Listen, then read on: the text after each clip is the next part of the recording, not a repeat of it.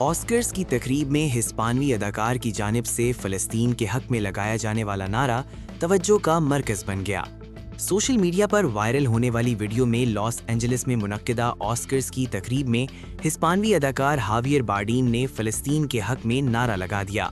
अदाकार हावियर बारडीम की जानिब से अमरीकी सदर डोनाल्ड ट्रंप और इसराइली वज़ीर आज़म नेतन्याहू पर सख्त तनकीद की गई।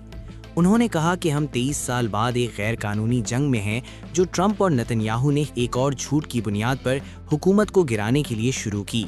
दिलचस्प बात ये थी कि स्टेज पर अदाकार हावियर बारडीम के हमरा प्रियंका भी रोस्ट्रम पर मौजूद थीं।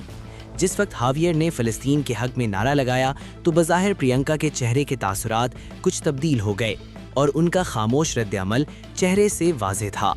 वीडियो में वाज़ेह तौर पर देखा जा सकता है कि अदाकारा इससे लाइल्म थीं कि हावियर क्या कहने वाले हैं।